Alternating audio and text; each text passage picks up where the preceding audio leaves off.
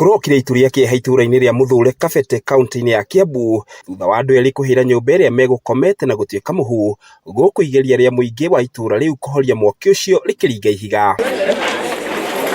Kũringana na aikari maugĩte mwaki ũcio wanjĩrĩirie mathaa-inĩ ma thaa 9 cia kĩroko, ĩndĩ kĩhumo kĩaguo gĩtirĩ kĩrakũrĩkana. Thutha wa kũrĩkia kũhoria mwaki nĩ tũkorire andũ erĩ, mũirĩtu na mwanake, na twagĩkora nĩ makĩhurũkire tondũ mwaki nĩ ũmakĩrire.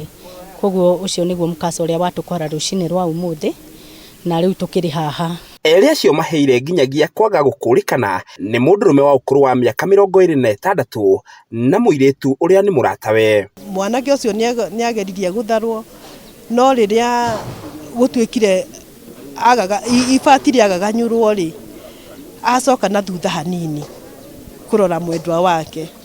Rĩu hau nĩguo mwaki ningĩ wakorwo wĩ munene muno, na ndanakĩhota gũcoka ndanahota guhoteka rĩngĩ. Nĩ kũrũmĩrĩra mũtino ũcio, aikari mwena ũcio mathingatĩtwo gwĩtĩkĩra kwaramia njĩra cia matũra kuona ngari ya mwaki ndĩngĩhotire kũingĩra narua, ũguo kũremwo nĩ gũteithĩrĩria harĩ kũhũrana na nĩnĩmbĩ cia mwaki ũcio. Simamoto nĩ yũkire yageria kũingĩrĩra haha rũgongo yaremwo na yageria kũingĩrĩra kĩanda yaremwo, koguo tũbocirwo kwĩta simamoto ĩngĩ nĩgetha tũnyitithanie baibũ igĩrĩ nĩgetha ikinye, no andũ a itũra nĩ mageririe mũno tondũ nĩo mageririe kũhoria na mwaki na ndoo nigetha mwaki ucio hore. Nĩ gũkoretwo na thĩna ũcio, ũkona atĩ mĩhaka ti mĩrũnge wega, koguo kwĩ andũ wonete nĩ makĩte bara-inĩ, koguo korwo kwagĩa na mũtaratara mwega wa gũtigĩrĩra atĩ mabara nĩ malainwo wega nĩgetha kũgĩe na mĩaramano ya kũingĩra hau niho hega, nĩgetha kũngĩoka ũndũ ona ũmwe andũ nĩ mekũgĩa na raithi,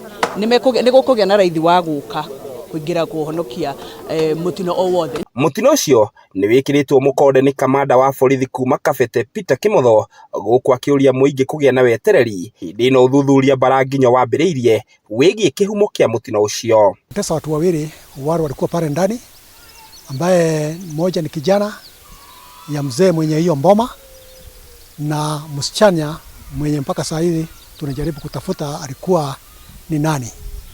So tunaomba wananchi watulie, tuendelee na uchunguzi, maana hatua imechukuliwa. Tumeita watu wa scene of crime, wamekuja mahali pale, wamefanya ile kazi yao, wamechukua hata ile vitu zilikuwa zinahitajika kuchukuliwa, alafu miili ikachukuliwa na ikapelekwa Tokoto Hospital Mortuary. Matigari ma mĩĩrĩ ya erĩ acio nĩ itwarĩtwo nyũmba-inĩ ya kũiga mĩĩrĩ thibitarĩ-inĩ ya Kikuyu. Ngĩgũithĩranĩria marĩa marahanĩka kaunti-inĩ ya Kiambu, rĩtwa rĩakwa nĩ Njaũ ya Kĩnuthia.